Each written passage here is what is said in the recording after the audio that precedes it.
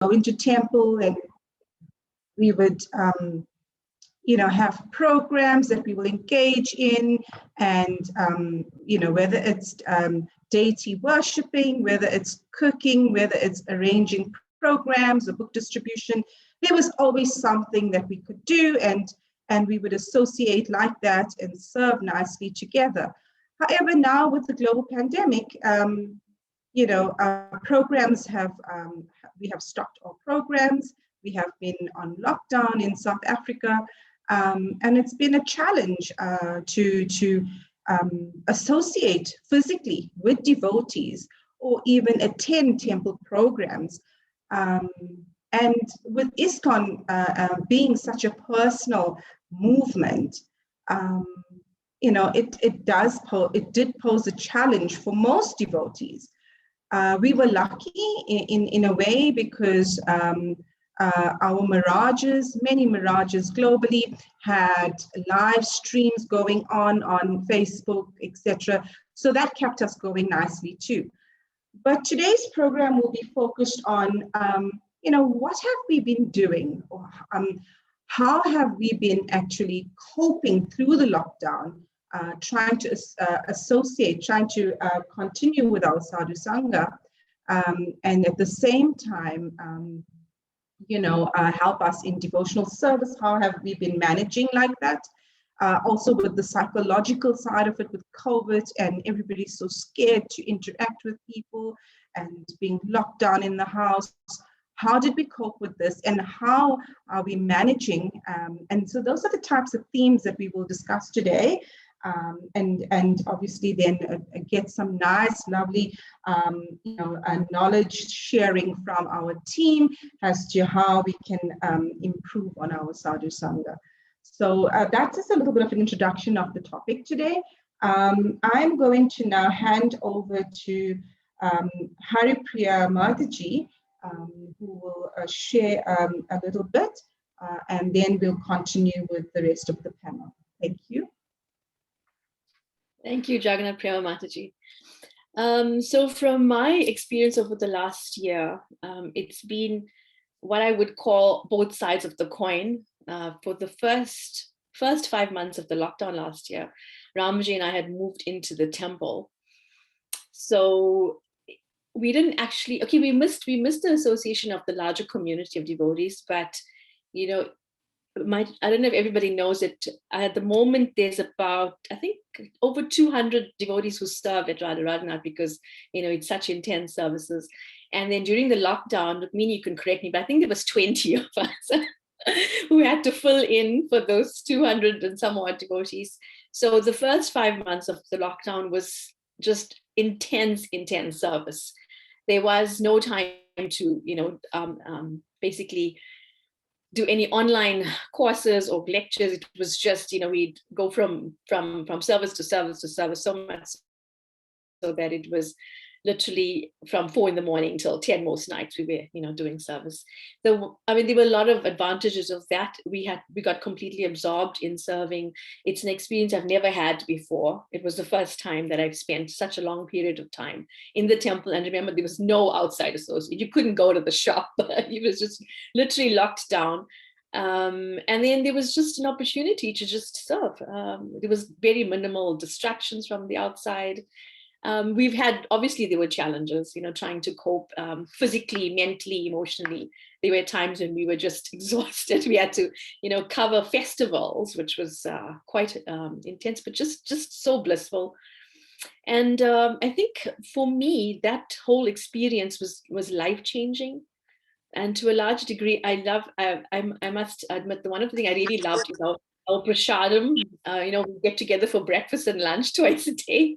And that was for me the most amazing. We would just sit around the table and eat and then talk about, our difficulties that we experienced during the day. And then we'd help each other, okay, you can't make it for the service and I'll fill in for you. And it was such a nice sisterhood, if you would call it, because it was, the men did do service, but to a large degree, it was a lot of the ladies.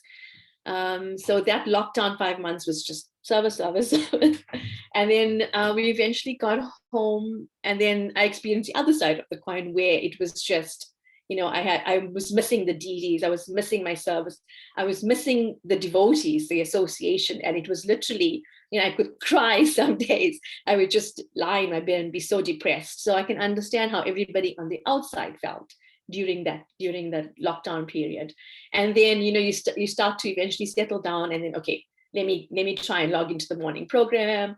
Let me try and do a seminar. And then, so there's constant, association with all the online courses. And then, it was just basically a struggle after that, because, you had to motivate yourself. You had to inspire yourself. You had to find things, to keep that inspiration going. And it's tough, but I think to a large degree, technology has helped us, because now we can communicate with anyone, anywhere in the world, and participate in any courses anywhere in the world. Like my daughter, who lives in Ireland, they have very little association. The temple was too far away, and they were also in complete lockdown. So she did Maharaj's Bhakti Shastri degree. And on an ordinary, if it wasn't for lockdown, she wouldn't have had the time on hand. There was nothing to do except work. And then she did the course, and she just absolutely loved it. So for many of us, I think it's helped, like you were saying in the beginning as well. It's taken you to that stage where, you can get special time with your spiritual master, and then, those kind of things. But so motivation has to come from somewhere. It doesn't always come from internally. But you have to surround yourself with inspiring people. And the one good thing I think for me was that my extended family are all devotees. So when we get together with my mom and my in-laws, basically everybody devotees. So then we get together and we talk about things, and share stories and share experiences and share what we've learned in our Zoom sessions with our spiritual masters, and just have some kirtan, and I have a really good bunch of friends. And we also also managed to do that. We go on holidays and just share everything, so that association comes from there. But I think that's it for me for now. Thank you, Mataji. It's so amazing. Like I said earlier, I have been in the movement for over 10 years, and I just could not connect with a Guru Maharaj. And it is important to build a relationship with the Guru Maharaj. And last year, because His Grace Bhakti Chaitanya Swami was doing these live streams, and he was doing Bhakti Shastri, I registered because, like you say, like with your daughter, you lock down your home, there's nothing, you've got more time on hand. And so I also then registered for Bhakti Shastri. And like that, I started building this lovely, lovely relationship with Miraj. And that is how I just asked him for shelter. And, I'm so glad I took that step. I think I'm grateful for lockdown, because if there wasn't lockdown, I wouldn't have taken that step and taken shelter. And, so I'm very thankful, grateful for that. So there was some good that came out of it. But like you say, you still miss seeing the deities, and you miss having kirtan and having that program and association with community as well. But yes, I think in general, we as human beings, we are very resilient in that we come out of anything. So it's what your internal desire is what you will actually strive for. Thank you for sharing that, Mataji. So, Rukmini Devi Dasi, Mataji, if you can maybe share some of your experience, introduce yourself firstly, Mataji, to the panel, and then share some of your experiences. Thank you, Jagannath Brahma. I'm a little bit windblown today, so forgive me. I'm with family and quiet spaces and at a premium. So, I'm Rukmini. I'm a disciple of Kadamba Swami. I'm based at Radharanath Temple. My main services were university outreach and to some degree, student preaching, some theater, some drama, some writing. But these days, especially with lockdown, mainly my services have been in the deity department, which is a shocker for me. But don't tell anybody, I actually like it. Shouldn't go out very far. And I'm just remembering so fondly when Haripriya and Ramjay were at the temple with us, because it just felt like mommy and daddy are here and we just felt taken care of. It's just that mood was there. So I just miss it so much, Haripriya. Sadhu Sangha. Two things popped into my head today. I wasn't having a particularly great week. And, I was feeling like I've also stepped out of the temple bubble recently. So I was also going to that kind of like dip. And this morning, because on a Sunday, it's now open to the congregation to come to the temple. And this morning I sat in Gaura Bhumi's class. I'm not sure if everybody knows Gaura Bhumi, but she gave the Sunday class. And she's a younger devotee, but also older, because she's been a devotee since birth. And her class just lifted me up. I just had that moment and it just lifted me up. And I realized in that space that this is what Sadhu Sangha is. You don't have to be a sannyasi or a swami or a senior devotee. You just need to be able to sit and share from your own personal experience your connection with Krishna. And that obviously aligned with the Shastra. When those three things are in place, this natural process happens where Sadhu Sangha doesn't become official anymore. You're not meant to respect me because I have a position or a leadership position or because I'm here long enough. You generally connect with an individual because they're sharing part of their soul. Because they've taken the time to absorb the Shastra, and they're not just speaking the Shastra, but they're speaking it like, I'm just looking at the grapefruit tree that's in front of me, Sukadeva Goswami, he eats the fruits, it's handed down, but because his beak has pecked it, like in the parrot form, it gets sweeter. So that sort of Sadhu Sangha, it's tested my Sadhu Sangha lockdown, because you realize what part of it has been superficial. Haribol Wataji, how are you? Nice to see you at the Sunday program. And what part of it has been real? Like, you know what? I'm struggling with my japa. Can I call you on WhatsApp? Can we chant together? I have a friend, Karuna Shakti. She's based in Newcastle. I can't count the number of times in lockdown, when I had a not so Haridas Thakur day and I have way too many rounds left way late. Maybe I'm the only one who goes through those days, but yeah. And she would just sit with me on WhatsApp, chanting with me her extra rounds, just so that I could chant my japa and felt like I had that company. And part of me was like, oh my God, you're not such a great devotee if that's what you need to chant 16 rounds. But then maybe you're also a better devotee because you admit what you need and you take shelter of it, So that was one example, I think, of Sadhu Sangha that kept me grounded. It really showed me that the depth of relationship comes not necessarily in physical proximity. And the closest devotees that we have the closest relationships with may not necessarily, not exclusively, but it may not necessarily be those we live with or experience on a day-to-day level, but it's those we open our hearts to. For example, during lockdown, one way that I was able to clinch onto Sadhu Sangha was this book club we've been running, which was tough during the days when we had 30 people and all the daily services, but I latched on because it was saving me, And the thing about that is because we just had 6 people with no real external sort of qualification, who were just reading the Shastra together. They were pretty new, so they didn't know that they shouldn't comment. Sometimes when you're in a temple environment, there's an untold learning that happens. Like, stay quiet, stay in the back, cover your head, don't say anything. Nobody tells you that, but there's like a mood that's imbibed. But these students, they didn't have all the sort of learning, so they just felt like, oh, okay, it's a verse. If I need to say something about it, I can.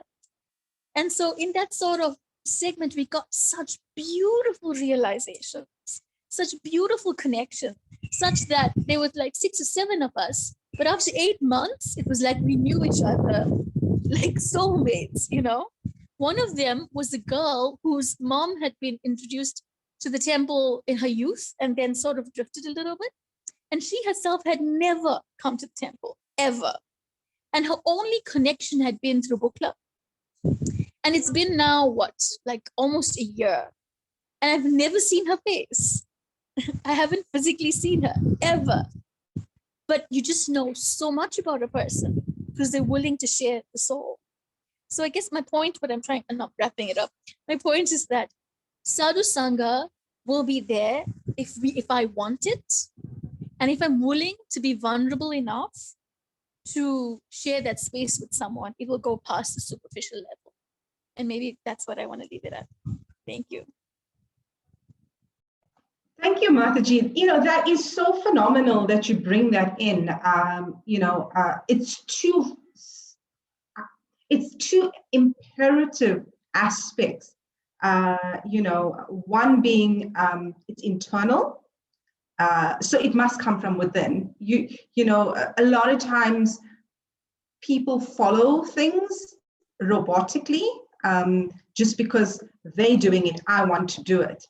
And that is not devotional service, right? That's not Sadhu Sangha. So yes, internal, it must come from internal, connection with people and love for Krishna. And the second point that you raise also, being vulnerable, very, very important, because a lot of times we hold up masks. We always having a mask, whether we go to, some children go to school, they've got a mask on. If youngsters are going to college, they've got a mask on. When they go home, they've got a different mask. It's the childlike mask. Or if you are now working, then you've got a worker type of a mask. And then, so you're interacting with different people and you're wearing different types of masks. So, a lot of times people put up these walls or masks, I call it, because you don't want to expose yourself, and you don't want to be vulnerable because you don't want to be hurt, right? So, it's important to be vulnerable, but I don't want to say with the right people. But of course, you would know who best that you can actually connect with from a spiritual perspective. And be vulnerable enough to say, you know what, I'm having a difficult day today with my chanting. Work was really hard and it's taken up my whole day. I'm hungry. I want to go and take prasadam now, but I'm tired and I just don't have time to do my rounds. What do I do? So also having that safe space too, in order to be vulnerable to get that connection as well. So those are thank you, Mataji, absolutely phenomenal. Two very imperative aspects to building relationships with devotees. I don't know if you want to add anything more to that. No, I'm happy to hear from everybody else in the panel. Thank you. Thank you, Mataji. Okay, so I think next on the panel, we've got Geeta Gamya Devidasi. Hare Krishna. Hare Krishna, Mataji. Do you need my video?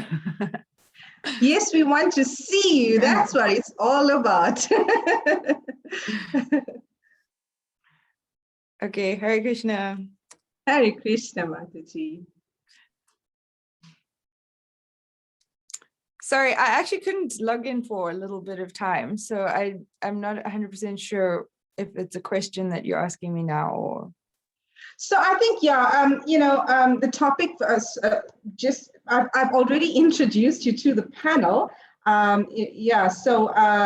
Just a little bit of what was your experiences or challenges or advice you can give to our panel on Sadhu Sangha, especially with the COVID pandemic that we've experienced in the last year and lockdown.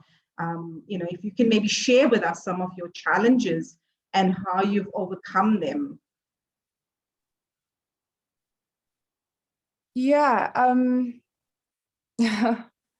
it's been interesting because I've been able to put myself in shoes of different kinds of experiences within the lockdown. Like I've had the ashram experience as well as a household experience. And I think there's a lot of benefits to the lockdown in the sense that, you know, absence makes the heart grow fonder. So it's a time for a lot of reflection and missing devotees and missing service and missing being in big kirtans together, and those things that we actually end up taking for granted. Now it's like we get a little bit and then we really value it, and then we have to step away from it again. And it's all just to really increase our appreciation and our desire to have that. So even though it's been difficult for a lot of devotees, and I guess we're having to deal, especially if you're not in the temple, having to deal a lot more with the material energy and people that are interested in mundane activities and mundane talk and mundane things. So it's also an opportunity to develop tolerance and compassion and understanding. It's been a good opportunity to gain connection with people in a way that you can preach on a more realistic level, because there's this really nice bhajan that I was listening to yesterday by Srila Prabhupada. I don't know if anyone has heard it before, but it's called Manasa Deha Geha. And in the purport there, Prabhupada, well, not Prabhupada, I think it's Bhakti Vinod Thakur. He explains how, sorry, I'm just opening he says how,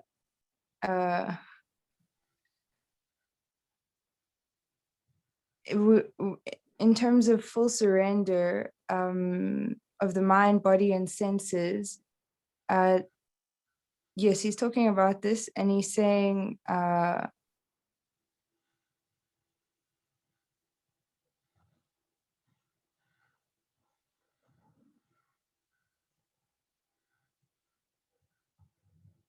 yes, it's this, at the end he says, my only request is that if I have to take birth again, please kindly give me the chance to take birth in a devotee's house.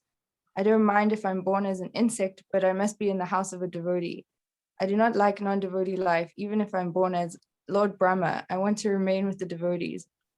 I want such a devotee who doesn't care for material happiness or spiritual.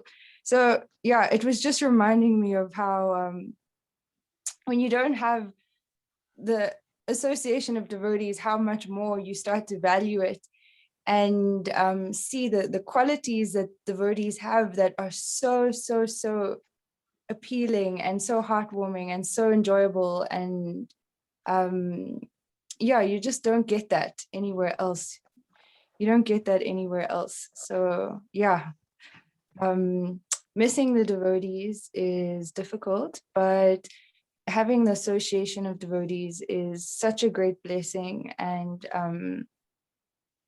something to keep aspiring for. So there's lots of ways to keep doing it, I guess, during this lockdown. And it's been fun actually figuring that out and trying to find all the loopholes, how to still do things with devotees and, venture into new arenas. Maybe some of us stepping out of our comfort zones. But I guess that's been the most impressionable thing for me, is that whenever I am with the devotees, it's just even more nectar than it was before, because my appreciation has grown so much. And when I'm away from them, I'm just more in a preaching mood that, okay, it really is pretty crazy out here. And we need to have compassion. We need to understand what people are going through in this world and how many people are so far from being devotees, and it's not okay. It's very difficult. So we have a lot of work to do. Yes. Yeah. Thank I you was for thinking sharing about that. when Uddhava comes back to Vrindavan and he's talking to the gopis and they're all really angry and frustrated, and Krishna was saying to them, I'm only doing this to increase your love for me. It's just going to be on a deeper, more spiritual platform. So I guess we have to try apply those kinds of mindsets and appreciate Sadhu Sangha at this time.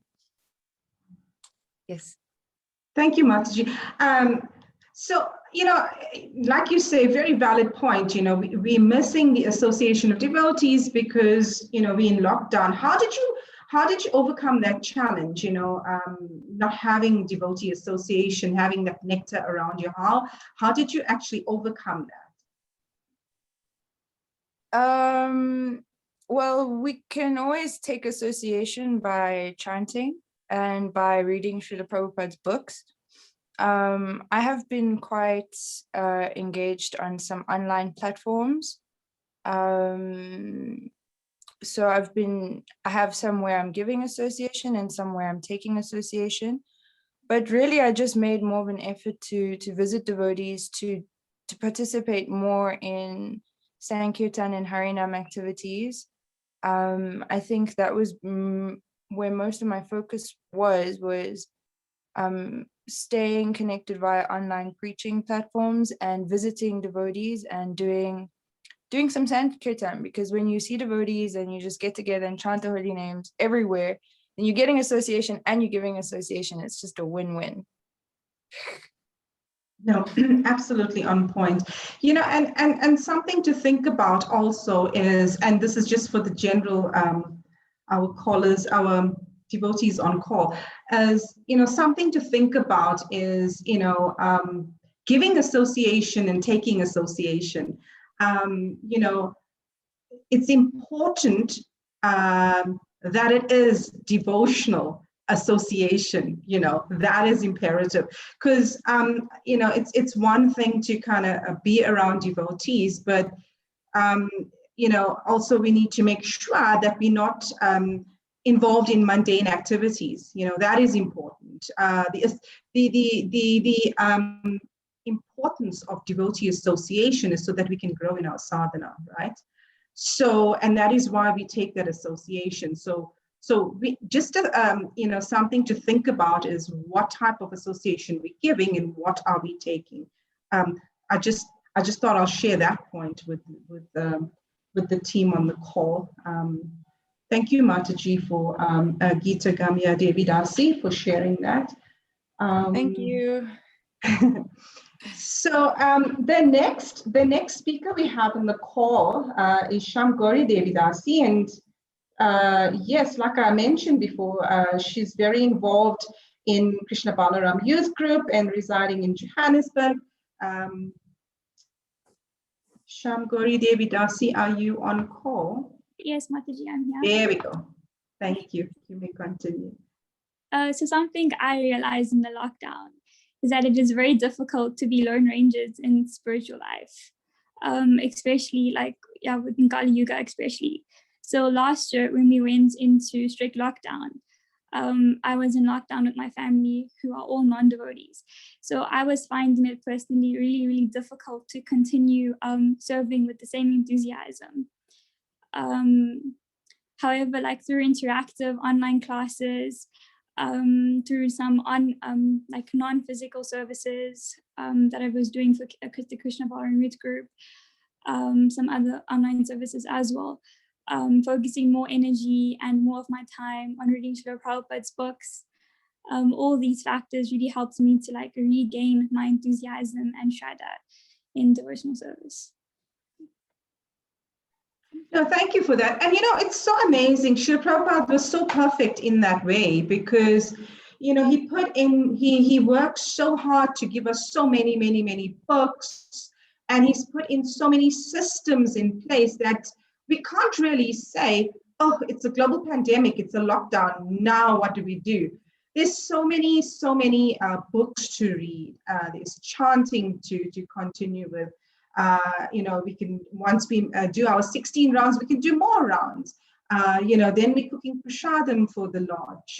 then we, whatever service, and there is, I promise you, dear devotees, there is so much of service. If you really, really want to engage in service, please reach out to me or Raj Basi Prabhu, who's the temple president for Sandton. There is a lot of service. And that's the only way we can actually purify the heart and engage and render devotional service to the Lord. Jai Srila Prabhupada, because he was so phenomenal in that so many systems, so many books, so many practices to follow, such that we can't really say I was bored or I don't know what to do with myself now. How do I grow spiritually? Because there is so many practices that are in place. So I am again very, very grateful to Srila Prabhupada for his amazing gift that he's given to all of us. Shama Gauri Devi Dasi, just from a youth perspective, what are some of the challenges you are hearing on the ground from Krishna Balaram Youth Group, from the youth devotees, as per what challenges they, I know you've mentioned it was really hard to stay enthusiastic and continue with your spirituality. What are some of the other challenges that you possibly had other devotees reach out to you for with this lockdown? Just basically just trying to stay motivated. Like usually we'd go to temple on a Sunday and get our weekly dose of inspiration to continue for that week. So not having that association weekly was just really like affecting the youth, Yeah. And how did you help? Because I know you kind of part of the management team in Krishna Balaram Youth Group. How did you help manage, help devotees like that? So we tried to plan more online sessions that were more interactive. So we got, so they were more involved. It wasn't just sitting and listening, but rather you were associating with the devotees more interactively online. Okay. And, again, I'm just going to put it out there. If there's anything that we can help with in Sandton, ISKCON Sandton, we are here. Please reach out to Rajbasi Prabhu. Happy to help where we can with the youth group there. Thank you for that, Sham Gauri Devi Dasi. Mataji, I just wanted to add just a few quick points. Like Rukmini was saying, starting a book club. So last year, some of our God sisters got together internationally and locally, and we started a Vaishnavi Toshani book club. And we get together once a week to just read. We started off with Nectar Devotion, aiming high. But we just read a little, we talk, and then it was such a nice platform for everybody to just share, what's been going on in their lives spiritually, and just getting support and encouragement from everybody. So that was really nice. And the other point that Gita Gamya was making was getting out of your comfort zone. Which this is an example of me getting out of my comfort zone, just sitting and talking to everybody. But that's what being on a lockdown has helped with me personally, and I'm sure, and a lot of people that I know, is that like Rukmini, you got into the DD kitchen. I also got into the DD kitchen, for the first time to cook, to try and do one thing that takes you out of your comfort zone. And once you've done it, you realize that it just opens you up so much more in terms of your experiences, and just takes you to another level of appreciating your service and appreciating everybody. I mean, like, I've met you now for the first time, and I feel like we're friends already. So the next time I see you, it's going to be a big hug. It's so nice to see you again.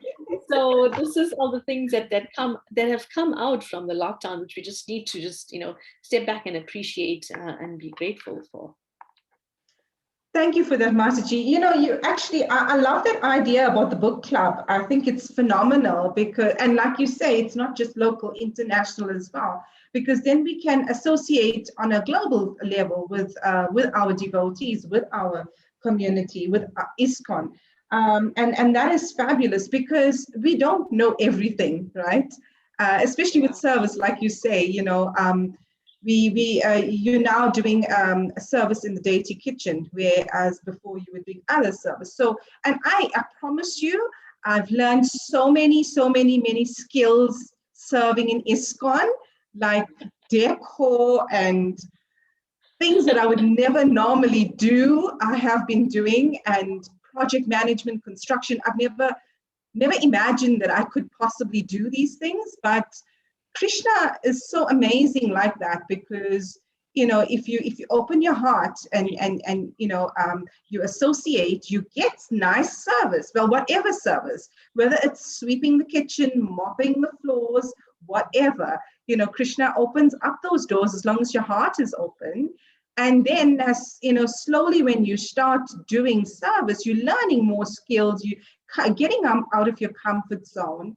And it's phenomenal. Yes, amazing.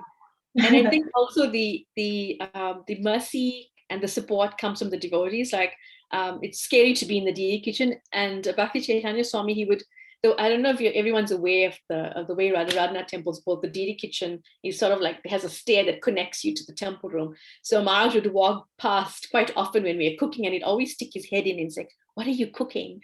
And then and like, okay, I'm going to taste it. And he would constantly encourage and inspire us to, in our services, which made it just so much more blissful.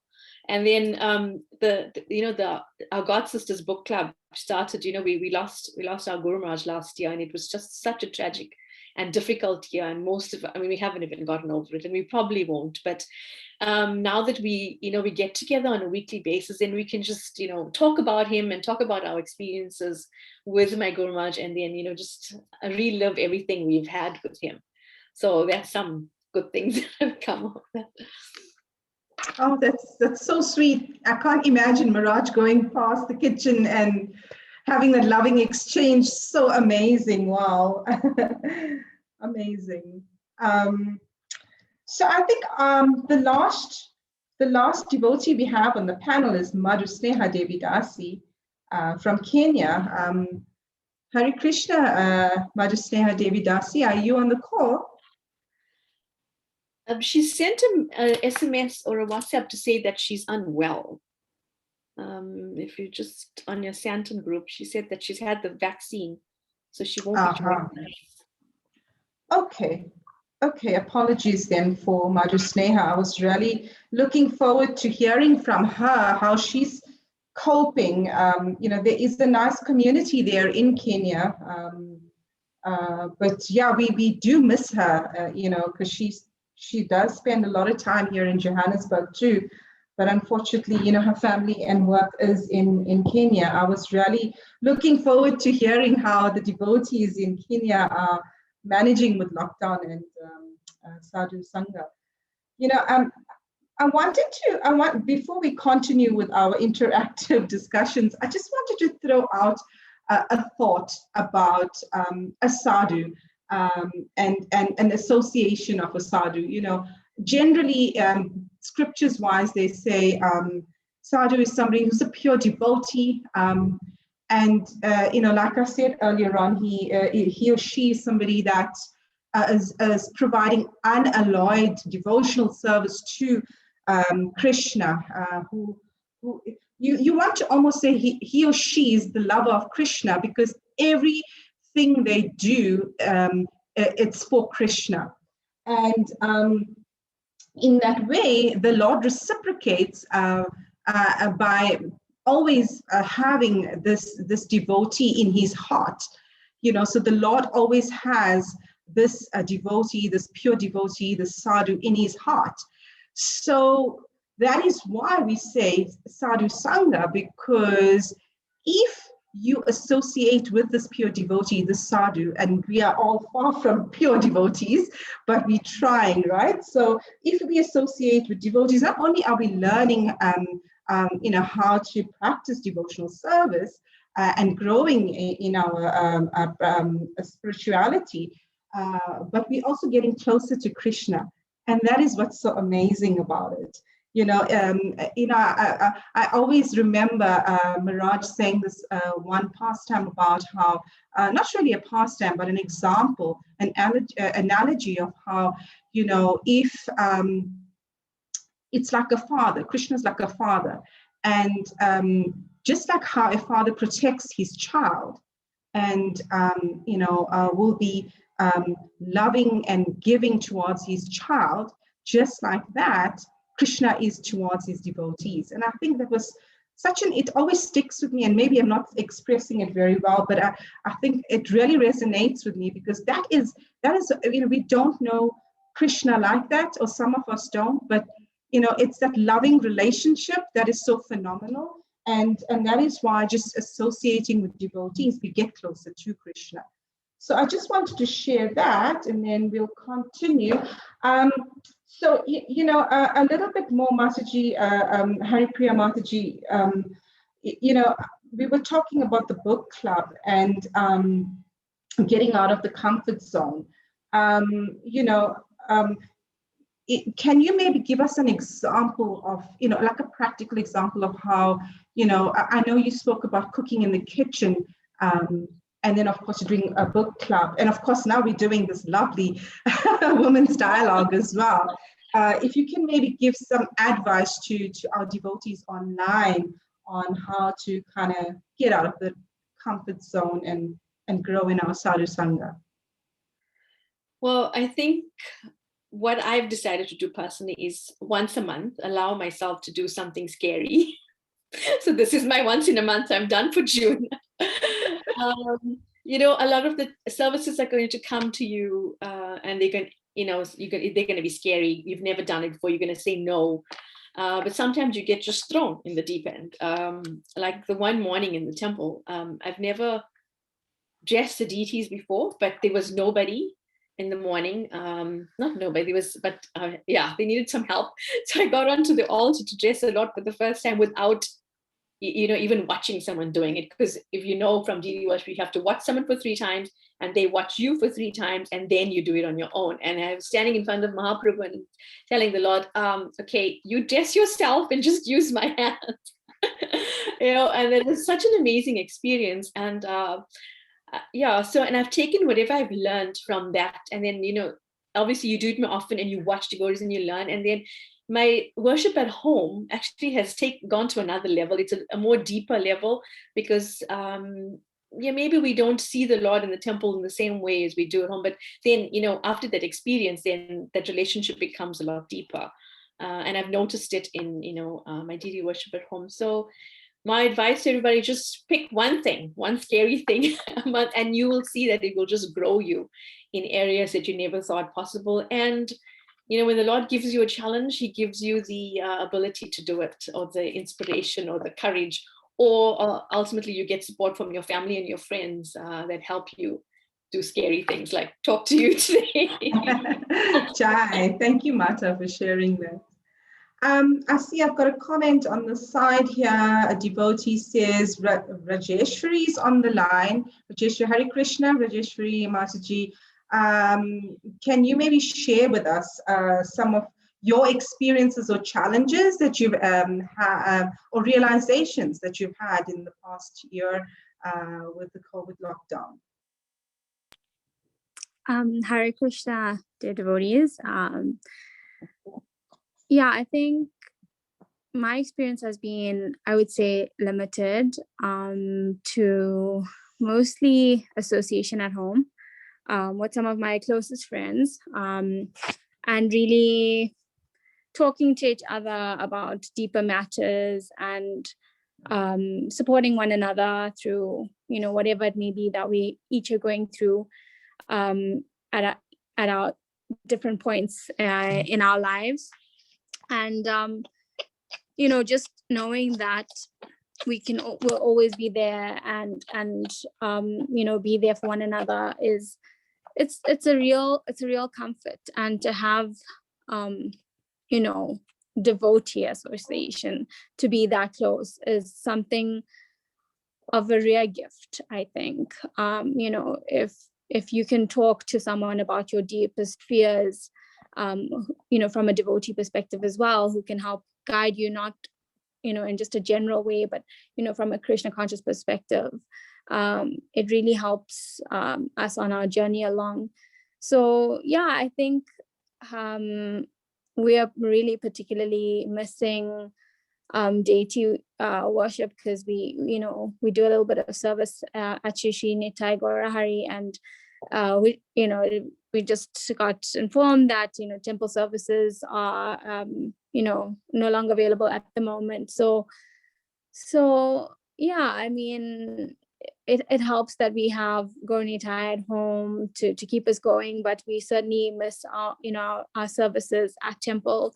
It definitely is a lot harder at home without that constant, like Gita Gamaya said earlier, and Shamagori, that Sunday you go to temple, and you kind of get your boost for the week. There's kirtan, there's aarti, you get to see the Lord, and not having that, and it's definitely a lot hard. It's been absolutely amazing with the online programs, but just having Guru Maharaj here in Joburg and being able to see him in person has been such an absolute blessing.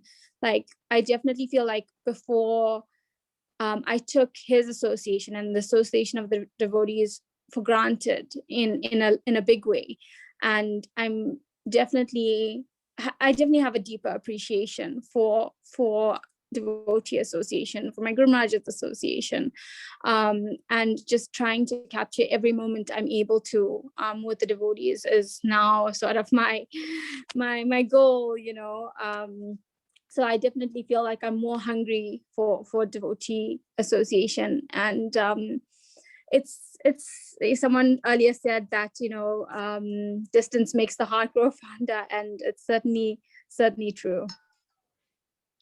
No, absolutely. A mood of gratefulness in so many ways. Like I've mentioned earlier on, grateful to Srila Prabhupada for providing this lovely institute with practices very specific to help us continue with our devotional service. Phenomenal. Also devotees, we take so much for granted, in the sense before we could hug, our devotees, and now we can't even. We say hi from afar, there's no physical interaction. And that definitely plays, a key role. We miss them, and we are very much grateful for the little association we can have. Another question that's come up for the panel, and anybody that's open to maybe responding, most welcome to do so. Can we have Sadhu Sangha on an emotional level? And I think, yeah, I was doing a service last month sometime, and I was told you're getting too emotional, and I said, but Prabhu, it is emotional because it's love for Krishna. So yes, it's emotional. So I think. And maybe I've just got it the whole way around, incorrectly.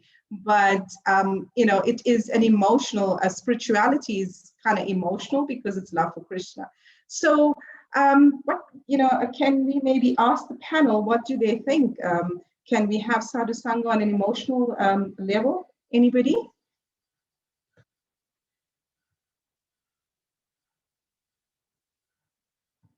Rukmini Devidasi?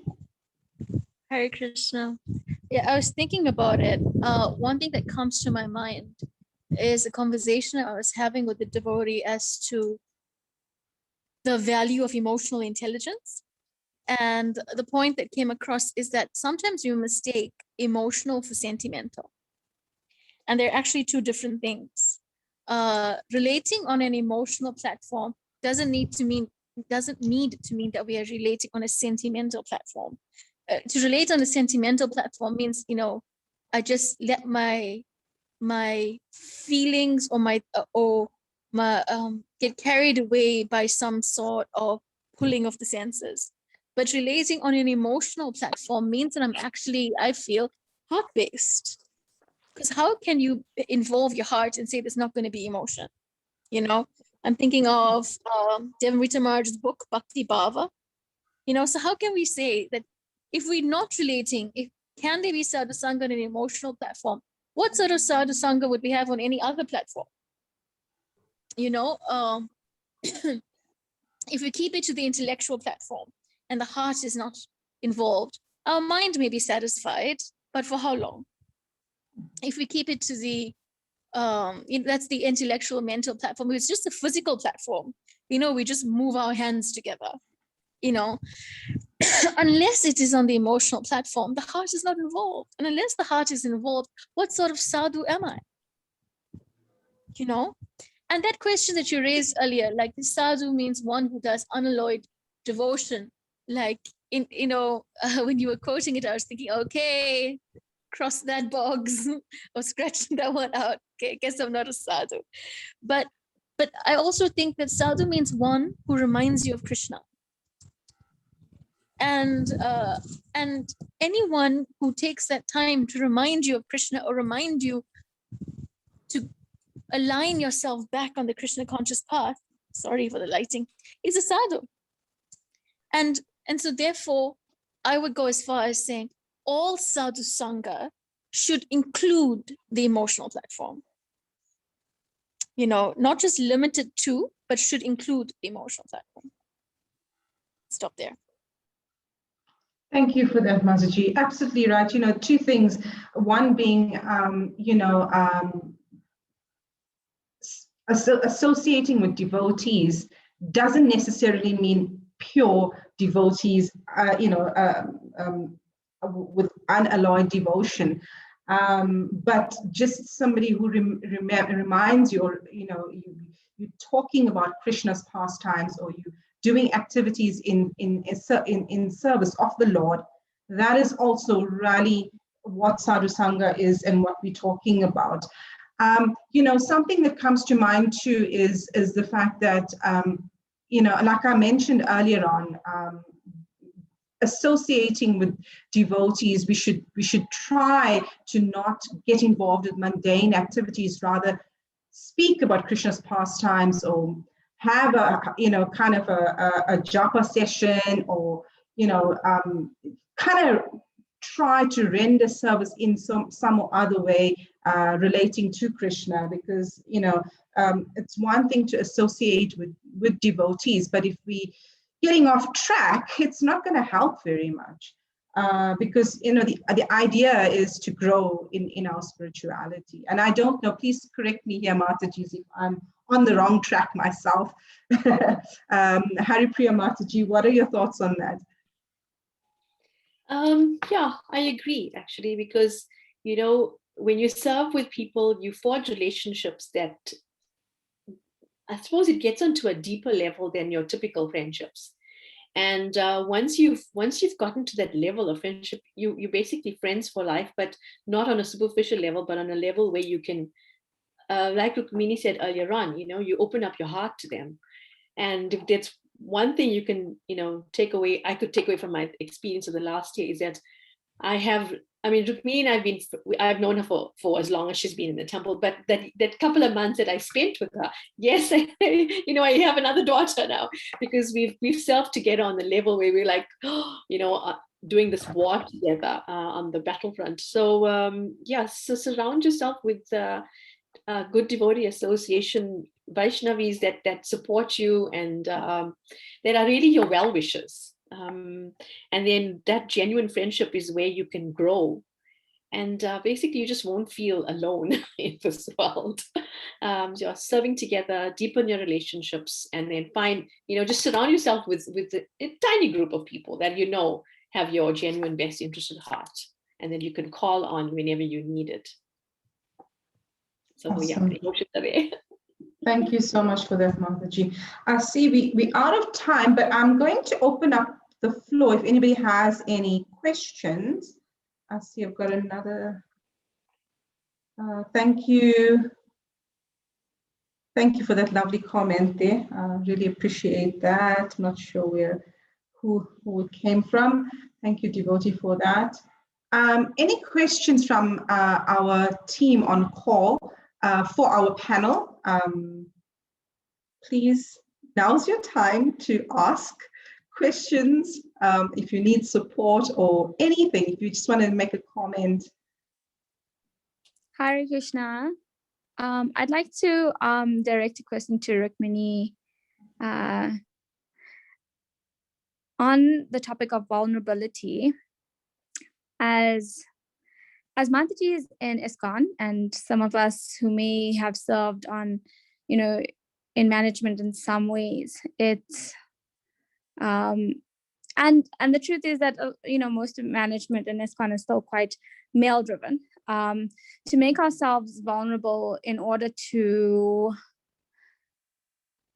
give our best in that particular service, how do we make ourselves vulnerable in order to give off our best in that service? I mean, from an emotional, and devotee life is that, you're very emotionally invested. And I think that's why a lot of us are part of ISKCON, because the devotees and Krishna reciprocate with us in such an amazing way. So how do we be vulnerable to give our best, but also to protect ourselves in a way that may not necessarily come across? I think Jagannath Prema Mataji mentioned earlier that, it was mentioned that maybe she was too emotional. How do we balance that? And what does that look like? And what is your advice around that? Thank you, Rajeshri. I have to say it's a challenging question, and I still struggle with it. I really do. We're on this inclusion and belonging workshop. We've been taking this seminar for 2 months now. And every time and it's a serious job, like everything comes out type of seminar, And every time that I have to publicly become emotional, I struggle with it for the next week. I'm like, oh my God, you did that. Why did you do that? And because it's ingrained in me, I realize to reject my emotions, to reject it, especially in a public platform. Not that I have to showcase all my emotions on every public platform. That's not what I'm saying. But when a safe space is generated, I'm actually finding for myself that I need to be comfortable, that it's okay to show my emotions, and that it actually has value. It also allows people, waiting for the truck to go past, it allows people to connect to you and understand that you're invested in this. Of course, we shouldn't use emotional manipulation. We should genuinely believe what we're putting forward. So one thing I feel is like you've picked up a few things altogether, Rajeshri.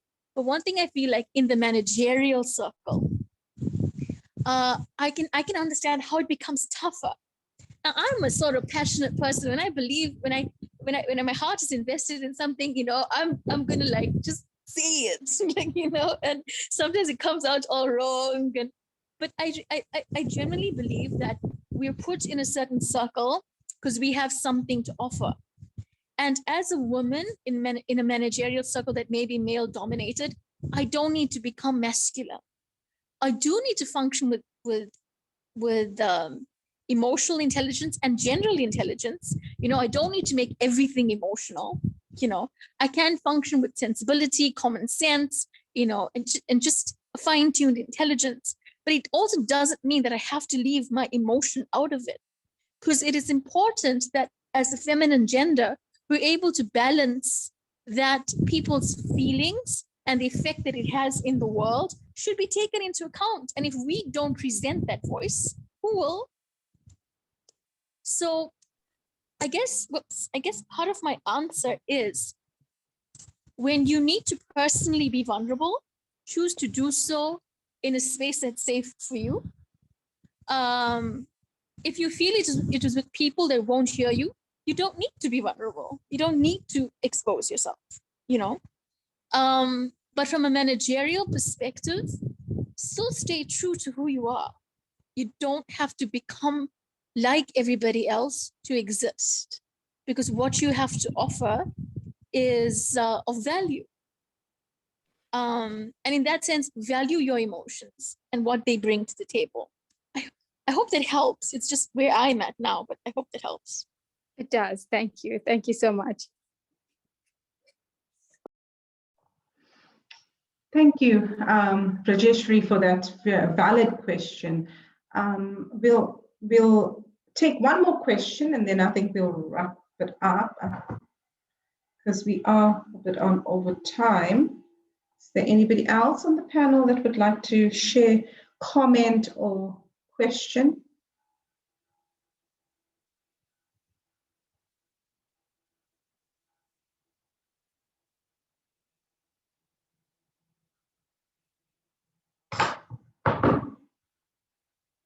So before I provide a summary of today's discussion, I think I'm just going to go around the panel for some last words, and then I will provide a wrap up. So I think let's start with Haripriya Devidasi. Thank you, Jagannath very much. This has been so enlivening, just being with everybody. I must admit that, yeah, it's just such an unusual experience because we don't get to, just sit around and have a chat about what's going on in our lives and how to help each other.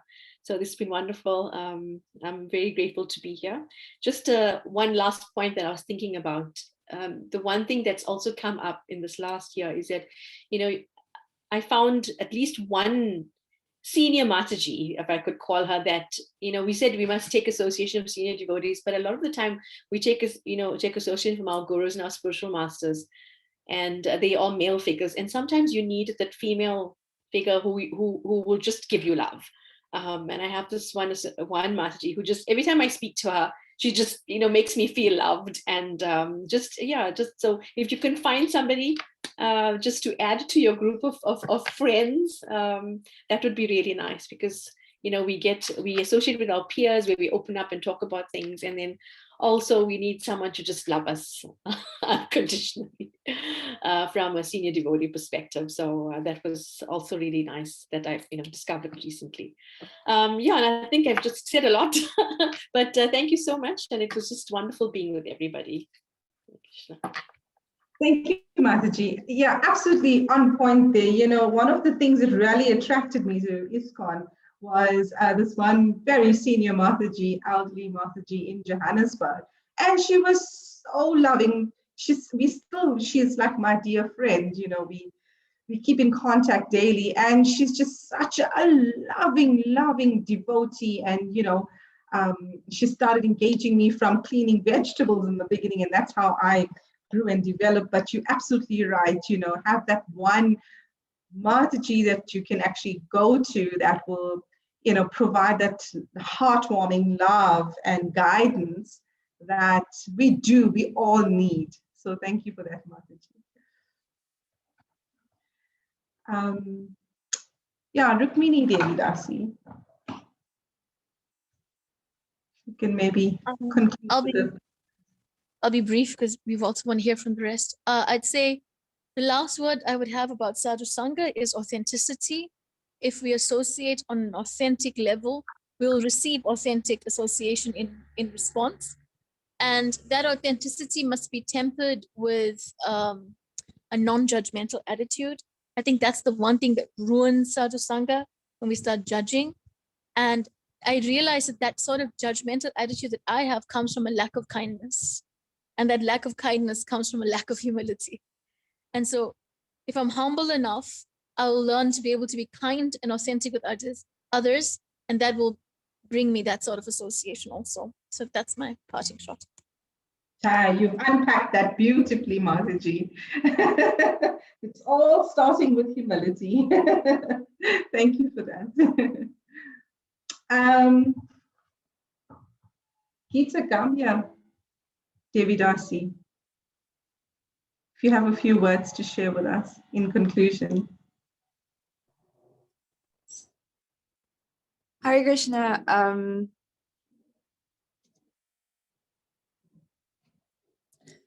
Yeah, it was just really nice to hear from everybody, and actually very inspiring.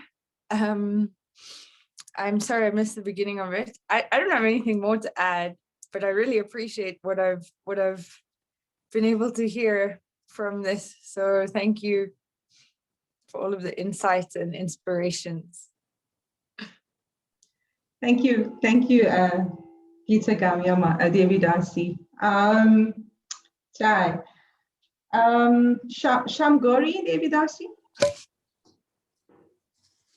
I don't have anything else to add, Mataji. I thank you also for giving me this time to share, and everyone for joining. Chai, thank you so much. Okay, so quickly to wrap up then, a few points that I've noted down.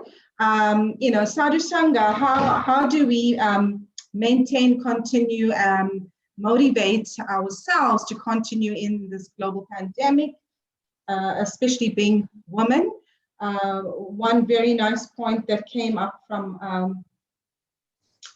I think it was Rukmini Devidasi, who said, we must make sure we have the emotional intelligence to function especially in these managerial positions in a way that we do not need to be very firm or very strong, neither very vulnerable, but just find that sweet balance with emotional intelligence. So, that was a valid point, I think, especially when we are serving at any level, not just managerial level. And then, of course, we spoke about, how to continue nicely in our sadhana. An important point is it is internal. We need to have that drive from within to motivate ourselves to reach out to our online programs, or we spoke about book clubs. We spoke about getting out of our comfort zone. And as I've mentioned earlier on, there's so much of service to do. If you do want to do service, please reach out to me. Please reach out to Vaishnavi Prabhu or Haripriya Mataji on the Durban side of things, because there's just a lot of service to do. So yes, please do try and get out of your comfort zone if you can. And then we spoke about opening the heart, to try and build relationships with devotees. We talk about giving association and taking association.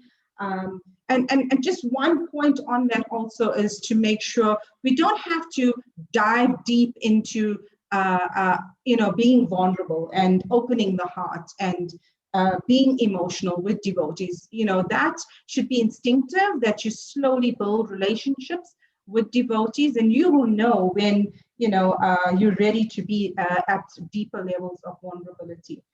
And then we spoke about online programs. There's many, many, many online programs at the moment that one can actually reach out to. And on Facebook, there's YouTube videos. They come in abundance. Most importantly, we spoke about gratitude. Me personally, my realization is, it's not a realization. I think we all are grateful for Srila Prabhupada, but having the sense of gratitude for our gurus, gratitude for our devotees around us, for ISKCON. Thank you so much to Rajbasi Prabhu as well for arranging this lovely, lovely program for us. So always having that sense of gratitude. And then finally, being authentic is what Rukmini Devidasi spoke about.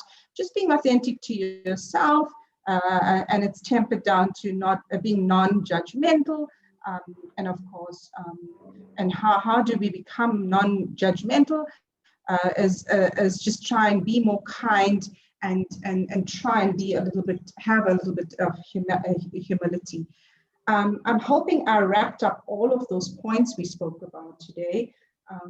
And finally, I want to say thank you to ISKCON Sandton for arranging this lovely program for us, Matajis. That really helps empower us and share our challenges as well as learn. And thank you to our panel. Thank you. Hare Krishna. Hare Krishna. Very cool. Hare Krishna.